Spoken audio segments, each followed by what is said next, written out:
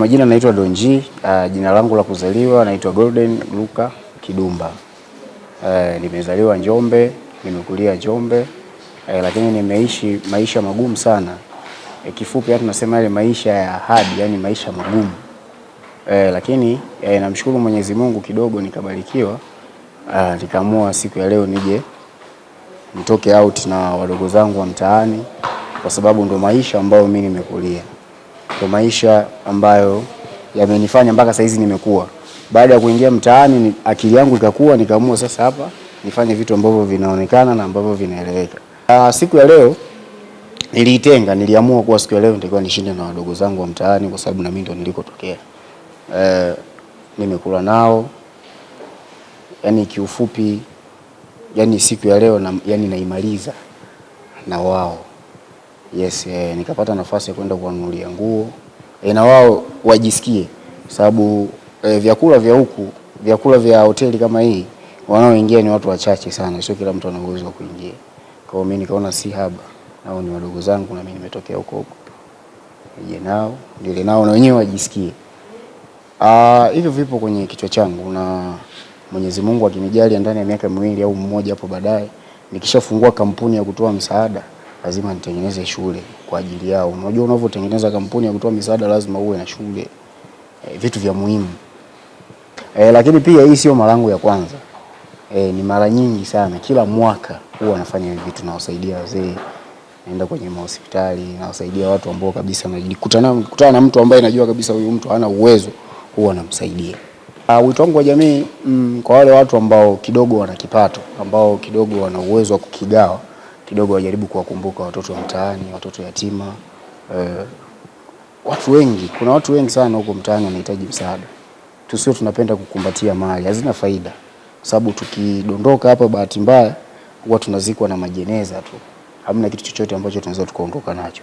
Majina naitwa Brian Edwin, napatikana pale Chimala, mtaa wa Mahakamani. Mimi nilikuwa nikaa nyumbani naangalia TV na kaka na rafiki zake. Kana naangalia TV, shangazi akasema ni Brian njoo uchukue mboga huko chini. Nikaanza nachukua mboga. Kana nachukua mboga kumbe kaka aliweka simu yake charge, nikaacha rafiki zake. Mimi natoka nikageuka hivi nyuma, namuona kaka naye anatoka. Mimi nikawa nipo wapi kule chini naenda kuchukua mboga. Narudi kaka anaanza kusema mimi ndo ninachukua simu yake. Shangazi akaanza kusema hivi simu iko, akaja kumwambia shangazi. Shangazi akasema simu iko, akasema mimi simu sijui ilikoenda. Hata kuniambia mimi. Shangazi siku kwanza akaanza kuuliza wenzangu unaocheza nao mpira.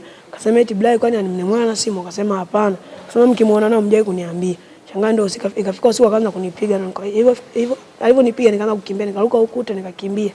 Na nikaenda kwa rafiki yangu kwa Blai. Kwa Blai nikaenda nikalala usiku, asubuhi nikaondoka na nikaanza saa 12 nikatembea mpaka Igurusi. Igurusi pale nikakaa nikatembea hadi Inyala hapo. Nikalala siku 2 hapo, nikamsaidia brother mmoja wa matofali na akanipa 2000, nikaenda kula na nikaja huko Mbeya. Huko Mbeya kipindi fulani nilikuwa nashina na rafiki zangu wanaitwa kina Maniga hapo Mwanjeo. Tukashina nao, nikasema ngoja niende kwa kina Maniga kule Mwanjeo. Nikaja huko Mwanjeo, sijakuta mtu. Nikaenda nikaota tena pale Kabu na nikakutana nao hapa, na tukawa marafiki na tukaenda pale ngazini pale na tukaenda kuomba hela. Na nikaanza kusema saidiana la kula, na nilipopewa nikaenda nikala, ikafika jioni tukaenda kula kule nyuma mashineni. Kunyana tukuta hapo mjomba leo. Kwa sababu niliona shangazi ananyanyasa sana, ananipiga mno, nikabidi niondoke. Maisha ya mtaani ndio ni mabaya. Kwa wengine wanaweza katuona sisi ni mabaya na kusema waezi, sio waizi. Sisi tunawashukuru wenyewe wanatuambia sisi sio waizi. Wenyewe wanatuambia sio waizi. Mungu hatuwezi tukawalipa sisi. Mungu ndiye atawalipa. Lakini wale tusaidia tunawashukuru na Mungu awabariki. Asante, muendelee na upendo huo.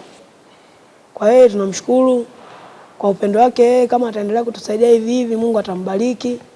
Lakini namuomba Mungu ambariki, apate hela nyingi, aendelee kutupenda hivi na upendo huu mpaka siku ya mwisho. Jina naitwa Anodi Nyondo, natokea Ileje, Ilondo. Pia mjini nilikuja peke yangu huko. Kuja peke yangu, tulikuwa naishi na mama Ileje kule mpakani na Malawi. Mama kaolewa Malawi ndo nikaja huku kumtafuta baba. Mimi nilienda kwa majirani wakanipa 6,000 nikapanda nauli 2,000 kutoka Ilondo mpaka Isongole 2,000. Isongole ndo nikapanda basi mpaka hapa 5,000. Ulijua kwamba baba yuko Mbeya? Mama alikuwa anasema. Baada ya kufika Mbeya ikawaje? Baada ya kufika Mbeya nifikia airport kule. Nikatembea nikafika Kabwe. Nikuta kuna wale magari ambazo wanatangaza wale kwa naimba pale kwa koka wale. Kakuta pale si wahuni.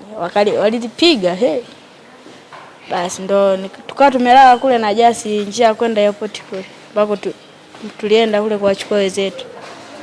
Kule kwetu ndo wakaza usiku akaja akatupiga na penyewe. Asubuhi akasema twende kuokota vyuma, tukaenda kuokota. Ndo maisha yakawa hivi. Maisha mtaani ni mabaya kwa kweli. Ni mabaya. Si mazuri hapana, ni mabaya. Na kila mtu anayetusikia, yani mtoto asije akashaurika kuja huko, ni kubaya. Ni mabaya, yani tunafanyana vitendo vibaya. Ndio hivyo nataka kujua kama unaweza kwa nini? Kuna kulawitiwa huku. Hadi kupigwa. Yani kuonea, kuporwa hela. Vitu kama hivyo. Na kuna kitu tena, serikali wenyewe wanatuchukulia kama si ni wabaya, lakini wapo baadhi yani ndio wabaya. Si akachukulia kila mtu ni mbaya.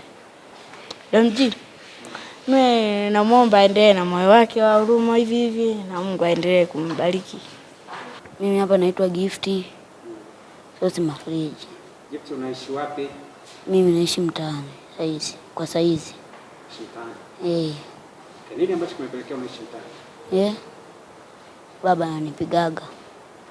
Baba anakupigaga? Okay.